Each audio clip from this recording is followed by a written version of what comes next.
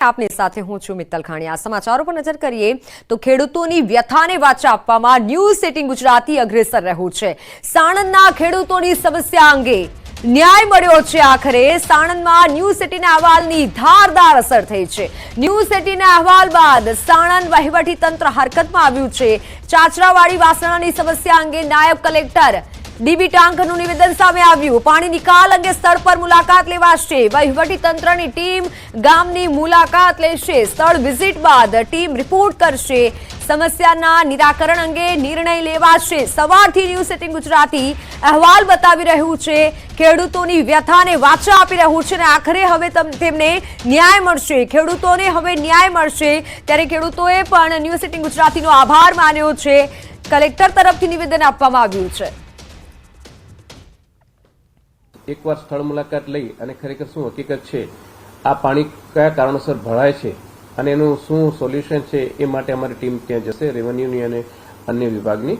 અને એ ટીમ આવ્યા પછી એક ટૂંકા ગાળાની અંદર એમની સમસ્યાનું કેવી રીતે સમાધાન લઈ શકે અને લાંબા ગાળાની અંદર એમની સમસ્યાનું શું સમાધાન લઈ શકે એ યોગ્ય જગ્યાએ બેસી અને ચર્ચા કરીને અને એનો અમે નિકાલ કરીશું।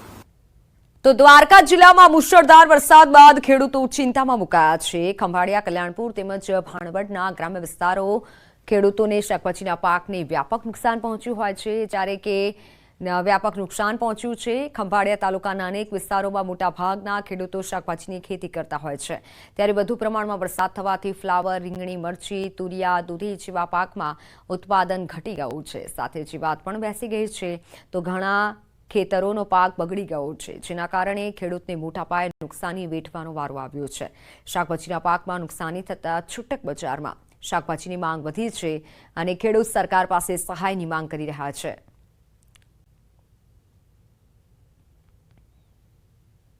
માલ થતો છે નહીં, ભાવે સારા છે માલના। હવે આ પાણી લાગી ગયું એટલે માલ થાય નહીં, એટલે અમારે તો આ શાકભાજીનો ધંધો રહ્યો એટલે હવે આ બધે વરસાદને કારણે પાણી લાગી ગયું એટલે હવે અમારે પાણી એટલે ધંધો બધો બંધ થઈ ગયો। હવે આ ટૂંકી જમીનમાં શાકભાજી સિવાય અમારે તો બીજું કાંઈ હોય નહીં, કાંઈ થતું જ નથી। ફાલ લાગી જાય, હીરો આવી જાય બલક સારી પટ, તો કરવું શું અમારે? રીંગણ થતા નથી। કેટલીક નુકસાની આવે? નુકસાની ફૂલો ફૂલ આવે આમાં। વરસાદને કારણે તો પાણી લાગતા ફાલ બગડી ગયો, રીંગણી બગડી ગઈ, કોબી વાવી તો કોબી બગડી ગઈ, તો થતું નથી કંઈ, પાણી લાગી ગયા કયો।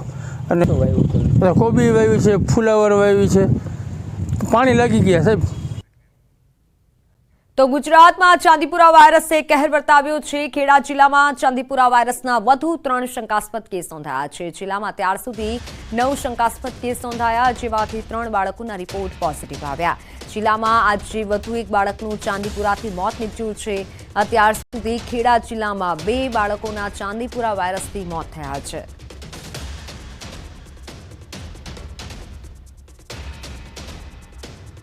પાટણમાં ચાંદીપુરા વાયરસથી પ્રથમ મોત નીપજ્યું। સરસ્વતીના મોટા નાયતા ગામના 7 વર્ષીય બાળકનો રિપોર્ટ પોઝિટિવ આવ્યો હતો।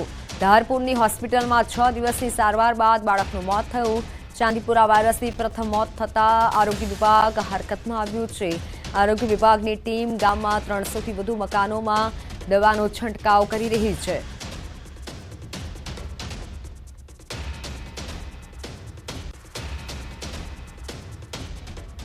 વડોદરામાં ચાંદીપુરા વાયરસથી વધુ એક માસૂમનો ભોગ લેવાયો। ચાંદીપુરા વાયરસની સારવાર લેતી બાળકીનું મોત નીપજ્યું। 1 વર્ષની બાળકીને ઝાડા, ઉલટી, તાવની તકલીફ હતી। મધ્યપ્રદેશની બાળકીને 5 દિવસ પહેલા દાખલ પણ કરાઈ હતી। એસએસજી હોસ્પિટલના આઈસીયુમાં દાખલ કરાઈ હતી। બાળકીને દાખલ કરવામાં આવી, જ્યાં સારવાર દરમિયાન બાળકીનું મોત નીપજ્યું। હાલ 4 બાળકો વોર્ડમાં અને 4 બાળકો આઈસીયુમાં છે। તો ગોત્રી હોસ્પિટલમાં પણ એક બાળક સારવાર લઈ રહ્યું છે।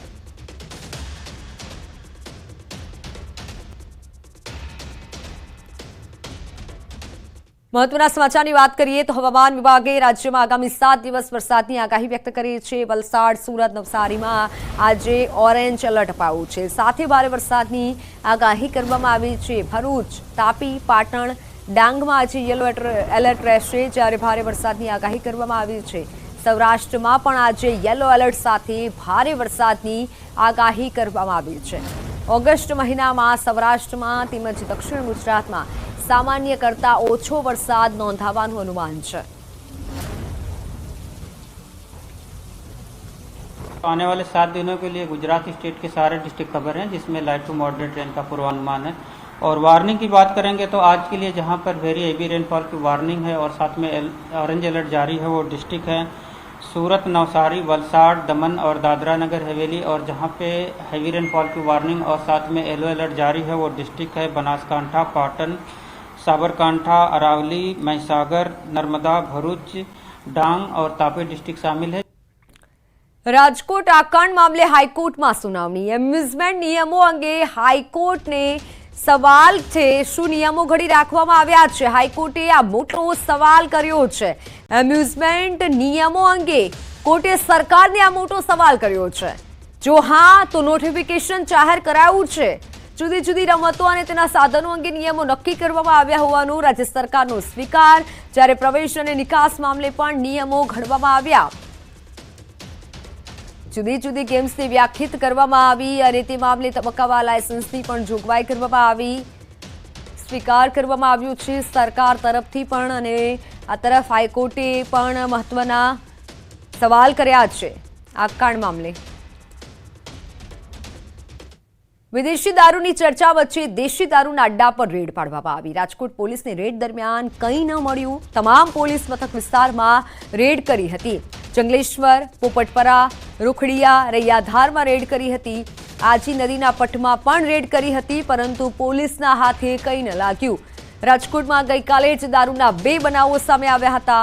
સિવિલ હોસ્પિટલમાં દેશી દારૂનું વેચાણ થતું હતું, તો શહેરમાં એક સ્થળે જ જાહેરમાં એક વ્યક્તિ વિદેશી દારૂ પીતો હોય તેવો વિડીયો પણ સામે આવ્યો હતો। જોકે સવાલ એ થાય છે કે રાજકોટ પોલીસ ફક્ત દેશી દારૂના અડ્ડાઓ પર જ કેમ તપાસ કરી રહી છે?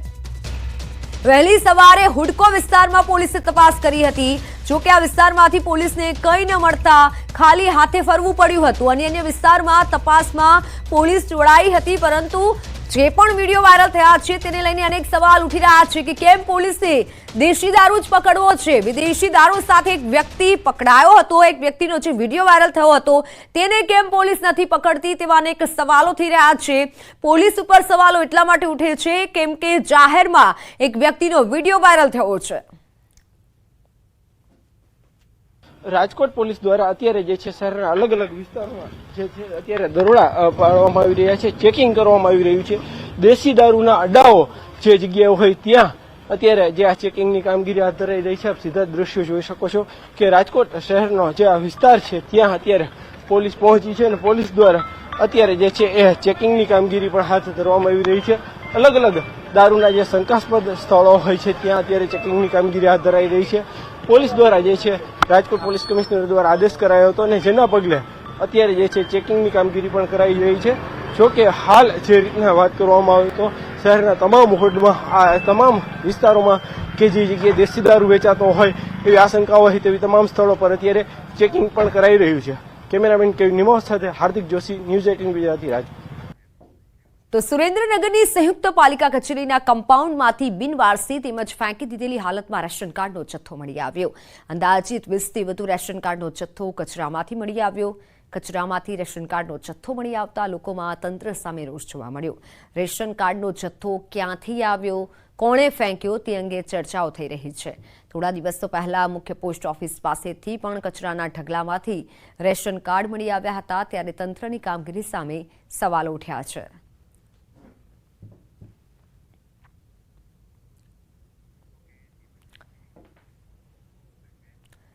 તો કોંગ્રેસ હવે ગુજરાત ન્યાય યાત્રા કાઢશે। ગુજરાતમાં બનેલી મોટી ઘટનાને લઈને ન્યાય યાત્રા નીકળશે।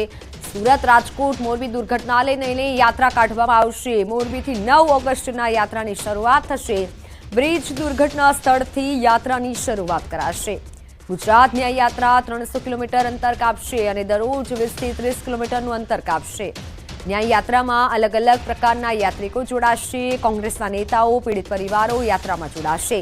કેન્દ્રીય નેતાઓ પણ જોડાઈ શકે છે। ત્યારે મોરબીથી 9 ઓગસ્ટના સવારે 9 વાગે શરૂ થઈ યાત્રા ટંકારા, ગોરીદલ, રતનપર થઈ 11 તારીખે રાજકોટ ખાતે રાત્રિના પહોંચશે।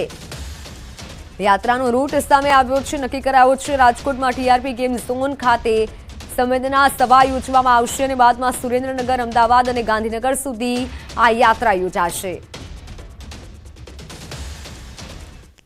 ગુજરાતમાં આવનાર સમયમાં યોજાનાર ગુજરાતની જનતાની લડાઈ માટે ગુજરાતમાં થયેલા અન્યાય અને ગુજરાતમાં ભાજપના ભ્રષ્ટાચારની સામેની ન્યાયની યાત્રા એટલે આ યાત્રા જે છે ગુજરાત ન્યાય યાત્રા તરીકે ઓળખાશે.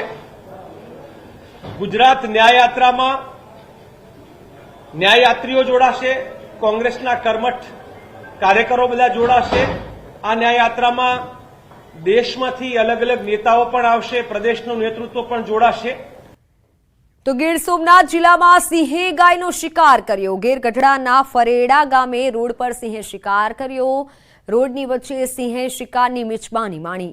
સિંહને જોવા લોકોનું ટોળું ઉમટ્યું હતું. શિકારનો વિડીયો સોશિયલ મીડિયામાં વાયરલ થયો છે.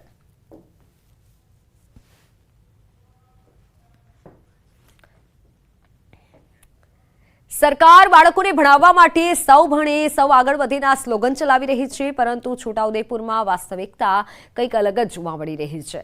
છોટાઉદેપુરના નસવાડીના ખાપરિયા ગામના બાળકોને અભ્યાસ કરવો છે, પરંતુ શાળા જર્જરિત હાલતમાં છે. 40 વર્ષ પહેલા બનાવાયેલી શાળા જર્જરિત બની છે. પતરાવાળી સ્કૂલની દિવાલોમાં તિરાડો પડી છે અને દિવાલોમાં કાણા પડી ગયા છે. શાળા જર્જરિત બનતા બાળકના વાલીએ પોતાની વ્યથા વ્યક્ત કરી હતી. તેમણે કહ્યું કે અમે તો નથી ભણી શક્યા, પરંતુ બાળકોને શિક્ષણ મળે તે માટે સત્વરે નવી શાળા બનાવવાની માંગ કરીએ છીએ. નસવાડી તાલુકાના ખાપરિયા ગામે જે 1 થી 8 ની શાળા આવેલી છે, આપણે તસવીર બતાવવા માંગીશું. આજે શાળાની અંદર એક બિલ્ડિંગ છે, તેની બાજુની અંદર એક શેડ બનાવવામાં આવ્યો છે. એ શેડની નીચે જે બાળકો અભ્યાસ મેળવી રહ્યા છે, 128 જેટલા બાળકો અભ્યાસ મેળવી રહ્યા છે.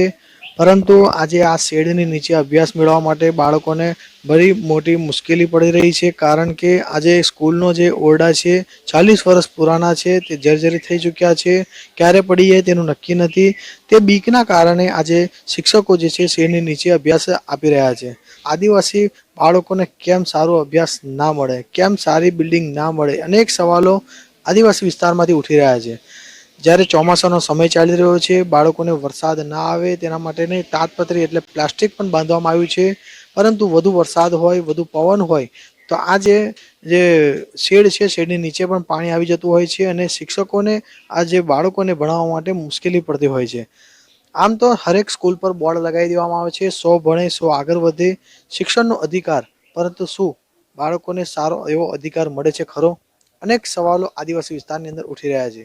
આજે ખાપરિયાના જે સરપંચ છે, ખાપરિયાના વાલીઓ છે અને શિક્ષકો છે, તંત્રમાં જાણ કરી છે કે આજે શાળાની અંદર ઘણી મુશ્કેલી પડી રહી છે, નવી બિલ્ડિંગ આપવામાં આવે, પરંતુ હાલ સુધી કોઈ પણ કામ કરવામાં આવ્યું નથી. સેજબ ખત્રી, ન્યૂઝ 18 ગુજરાતી, છોટાઉદેપુર. આ પત્રોવાળી નિહાર છે એ બહુ જૂની નિહાર છે, 40-45 વર્ષ પહેલી બનેલી અને તેડો બધી પડી ગઈ. હવે છોકરા બે કઈ અને અમે તો નહીં ભણ્યા, પણ અમારા છોકરા સારી રીતે ભણ્યા એવી અમે આશા રાખીએ છીએ.